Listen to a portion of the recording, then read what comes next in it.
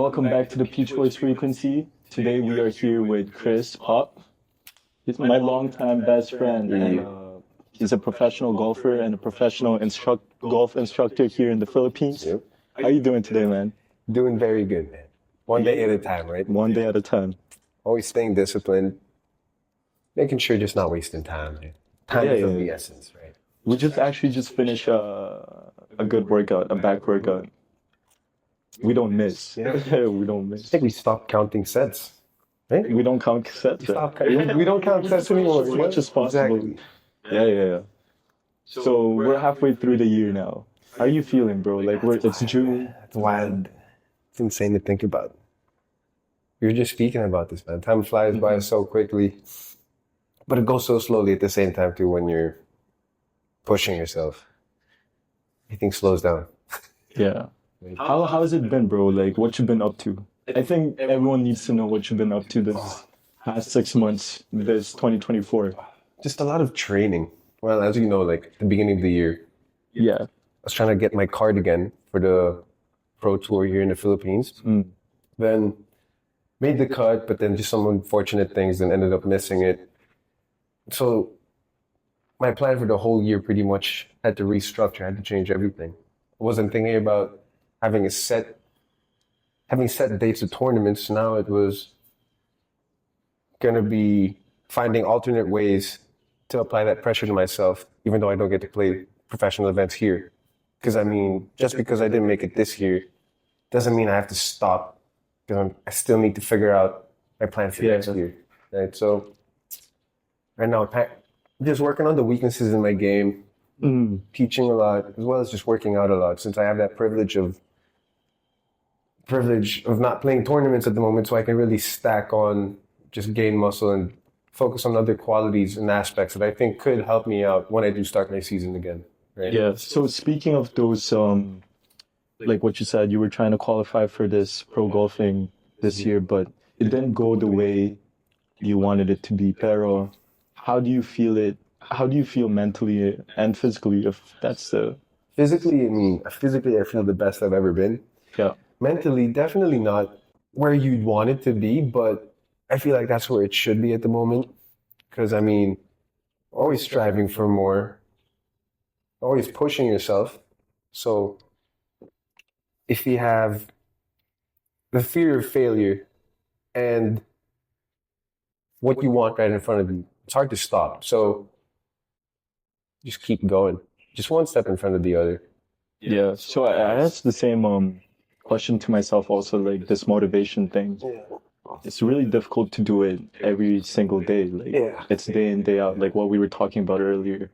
How do you keep yourself motivated and dialed in with the things you're doing? Because I know it's like mentally, right? It's really draining when you go through adversity. And I as a best friend, and we hang out after that. Like I saw your aura, like really like the moral, right? Yeah. As a person, and golf is a difficult sport, right? It's a solo sport. You don't have a team, so you're all in your own world. But what keeps you motivated? And what keeps me motivated is I don't really feel motivated anymore. It's more just I'm so used to it. That's just ever since I was 9 years old. You wake up and you try to fit practice into your schedule. It's pretty much what it is. So I don't really get motivated anymore. I get motivated when I'm talking to my friends. Like we share accomplishments and future achievements that we want to strive for. Right. And we get hyped about that. But I mean, it's more just discipline nowadays. Getting better at the stuff that you do every day in some shape or form, minuscule or not, as long as you put in the work, you just look forward for the next day. It makes it so difficult when you're just going through it alone. And like, I really appreciate you, Liam, and some of our homies, because you all are like keeping the standards high for me, and that I get motivated. Actually like working day in day out. Sometimes you just feel like, damn, why am I doing what I'm doing? And you're not getting the result instantly. Yeah, it's an investment to yourself, what you do every day. Yep. And the compound decisions, the small decisions you make on a daily basis really compounds to what comes in the future. Right? You're right. So Man, mentally, okay, let's talk about golf, bro. Oh, What makes it so difficult, in your opinion, as a professional golfer? And how many years have you been I've been playing? I'm 24 now. Yeah, So, really 15 years that more than 15 half of years. my life, yeah. It's funny because we calculated how Yeah, many we hours. did. Though. Yeah, I think I'm closing in on like 11,000 hours now. 11,000 hours. For sure, I've gotten 11,000 hours. Right. Trying to get to 12,000 before November. Hmm. Right. Yeah, that's true. It's crazy. So what makes it different now, like from how you used to train to how you train now? Now I focus a lot on my weaknesses. Like, Right. I still put attention into the good parts of my game, which is usually my ball striking. I still put in my hours for that, but right now, most of the focus shifts towards short game. So a lot of chipping, putting, and more fairway, just hitting the fairways as much as I can so I can practice different situations, practice more pressure, just betting against friends as well. That helps. You know, that's the only thing I can really do. Unless play like alternate tour events, which I would think I'm playing one next week, 19th and the 20th. Oh, what's this tournament? Oh, it's PGAP. It's an alternate tour here in the Philippines, but there's you get paired with some amateurs as well, and you mix scores. But I think there's some solo events as well. Interesting. Gonna look and do that more, but definitely play next week, Wednesday and Tuesday. That's nice. Yeah. Yeah. So, Practice has shifted like that. Just working on my weaknesses. yeah. Do you agree that like parang the more you work on yourself, the weakness becomes clear Yeah. and You understand why you're bad at it, right? Yeah. And then you pivot, you adjust, you adapt to what you need to do, right? You always have to evaluate yourself really honestly, see where you're lacking, and see where you're good at as well, so you can be more efficient in how you can train that. So you don't have to spend as much time, but still get the same results from it. Then how can you put the rest of that to where it really matters, where you can improve? 'Cause you always have to just work on your weaknesses. I believe that's where it's a good place to start. Because if you work on your strengths, I think it's because you're more comfortable with it, right? True. Working on your weaknesses, it brings more discomfort because there's less pleasure from working on the stuff that sucks. And comfort is such a scary thing to. Comfort kills. Comfort kills. I guess there's a reason why it's a good saying, right? So speaking of which, as mentioned earlier, you're a golf instructor as well. How do you incorporate this golf like teaching while also trying to be an aspiring golfer globally? How do you see like the benefits of teaching as well, like with your own self and how you go about days, Yeah, like how you train, how you teach? definitely. I learn a lot from teaching too because you have to understand what a swing is, right? So I take my own experience first, and that's giving me my own swing philosophy that I try to share as well with other people, right? And I want to make the game as easy as possible for other people, but if you don't put in your own hours and put in your own work, I can't do the work for you. I can show you the right direction. I can show you which way to go, but I can't walk your hand through it. Like you have to find your own way as well through the reps that you put in. So what are the things that you learned when you're teaching these new golfers from beginners to advanced? You learn that everyone is different. Yeah. Two people could have the same identical problem in their swing, but they could be understanding it in completely different ways, and they might need two different ways to fix it. So there's always trial and error still. There's not only one way to fix a swing. There's many different ways to fix it. True. I agree with that. Like there are different cues. I now what I'm doing as well, like content creation, and I'm teaching the basic movements of like how to do an incline bench press. Very simple for us, but it's a difficult thing to execute in the right way. And what I notice is that we all have different cues, and what makes a better form to do it, right? Sometimes they say feel like you're pushing it backwards. Yeah, or you're bending the bar, right? Yeah. Arch your back. Different ways just to get to the same end point, right? So what are the general, not issue, but what are the things that from teaching students, what are the difficulties they usually encounter? The most usual symptom I see is the out to in swing over the top, right?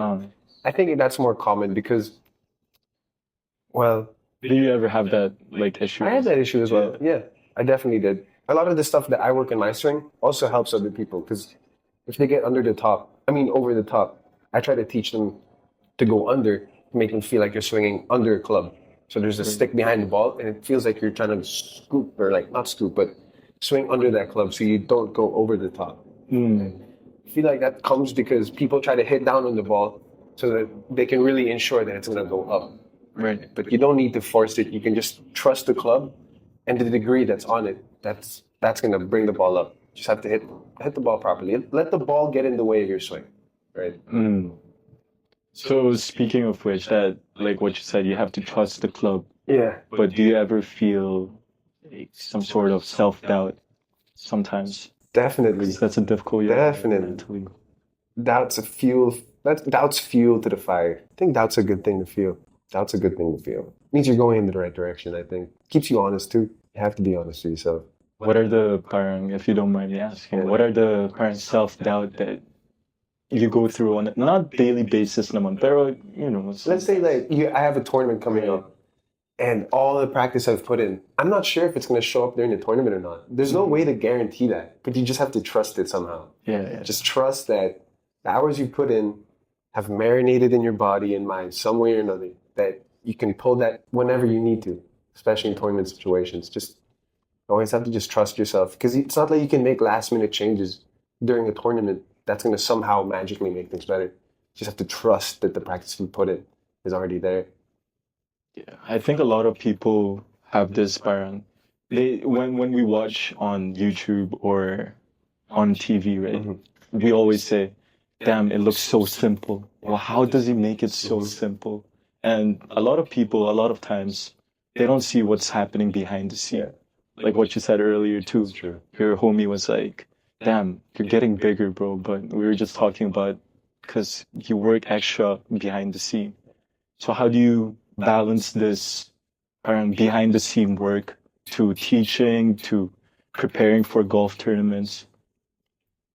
Just making sure you know how to manage your time properly, Right. and you don't waste time when you do have it, right?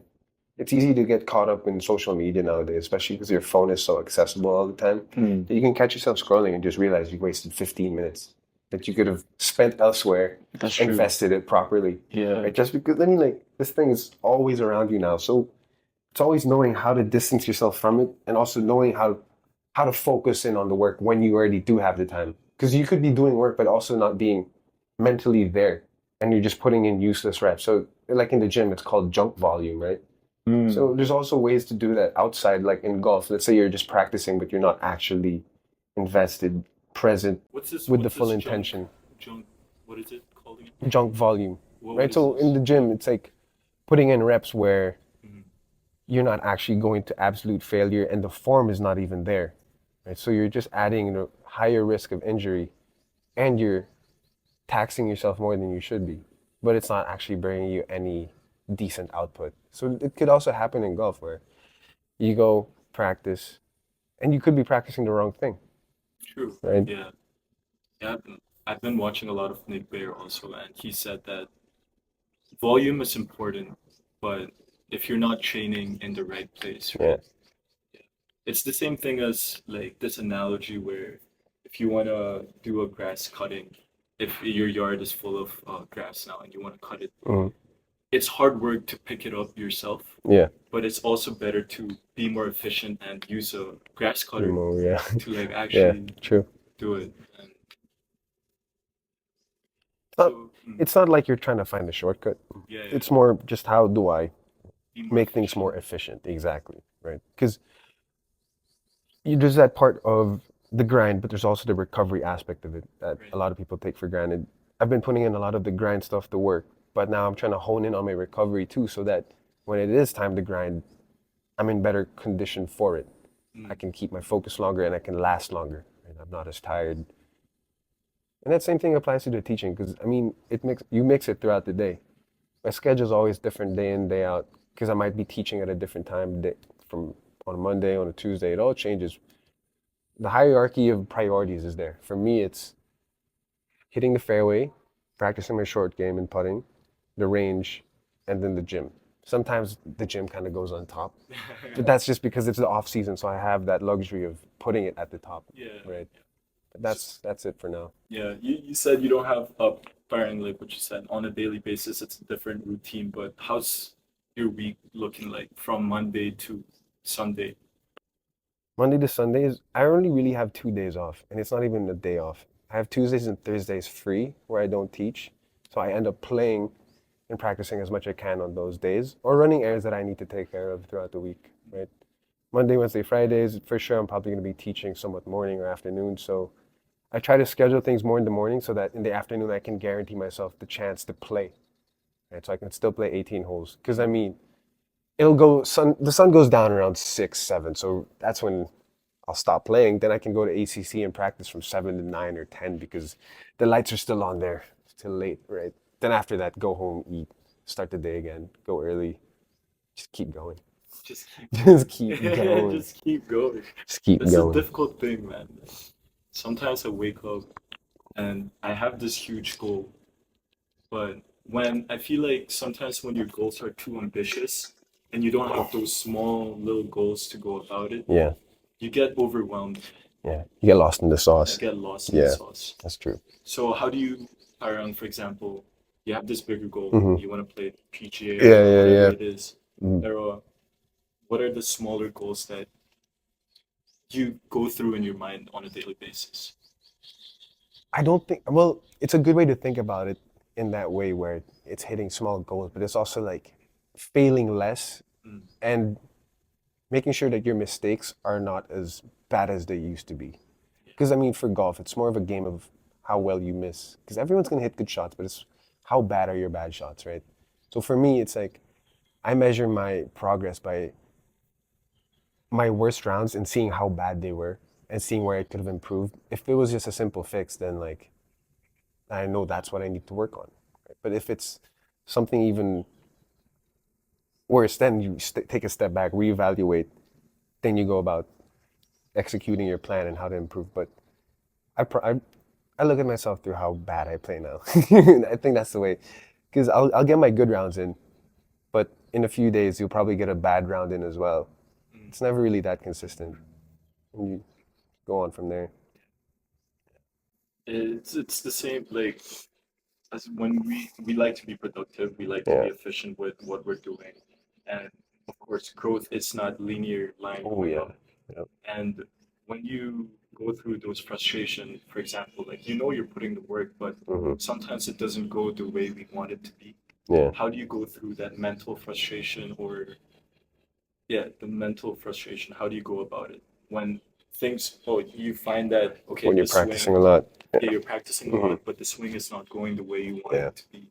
Whenever it's just those days, and it's just those days, all you can do is make sure that you still practice, get your reps in. If it doesn't work out today, it might work out tomorrow, right? Like you just still have to trust that you're heading in the right direction. You can't let that stop you, because that's just gonna build more doubt in your head, right? If you overthink it, so you can't overthink it too much. Just think it's a bad day. It's all right. We'll just start again tomorrow. Tomorrow's another day, another chance. Prove what you can Another do, beautiful right? day the next day, for Exactly. sure. 365 days in a year. Don't let a couple bad days stop you from the rest. You can't stop. You can't slow down after a bad day. I think those bad days fuel you more. The worse the days are, the more you feel shitty about the day. Sorry about my cousin.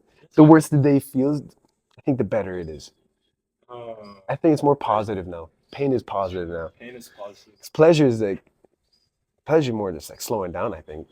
Yeah. Right? Pleasure scares me. Like pleasure equals comfort also Yeah, for me. exactly. It's kind of scary. Hmm. Yeah. And Bad good days days are good days. Yeah. right. It's the Yeah, upside yeah. down now. It's really the upside down. But to get to that kind of mindset, It's masochistic, bro. That's why I said I'm an avid masochist. You kind of have to be a little. You have to like pain a little bit mm, to enjoy progress, and especially if you're trying to progress really fast.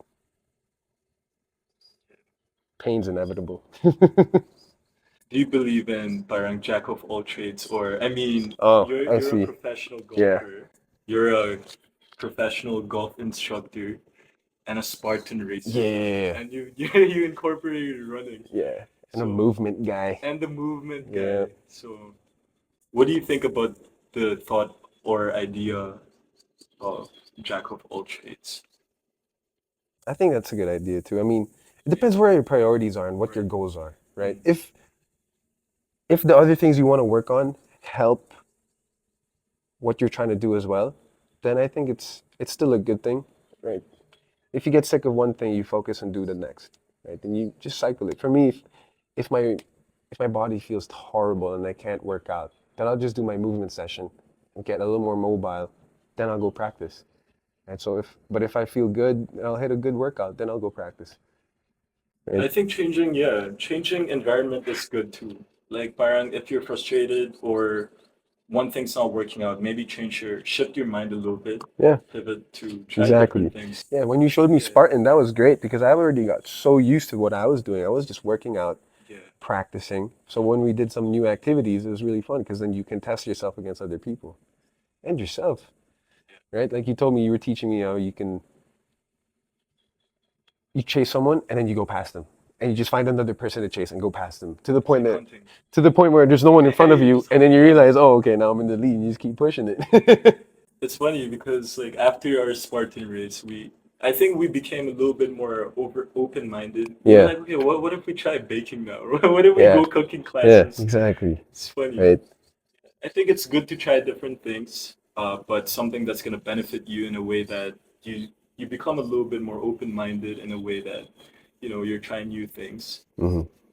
So, but I still believe in specializing in one thing and really mastering that craft. Yeah. And that's a difficult thing. But there's this mastering that craft, and then around it, you do different things to like support that main goal you have. Definitely. So, I'm gonna keep this the last question. What's up? What's the question? What's next for Christopher Popp? What's next? What's next for Christopher? Tomorrow is what's next, right? Tomorrow is what's next. Hype, Whatever, new challenges, bro. Every time, every day is a new challenge. But I guess realistically, probably looking forward to November because that's when I'm gonna try and qualify for Thailand's tour. That's what I'm focusing on right now.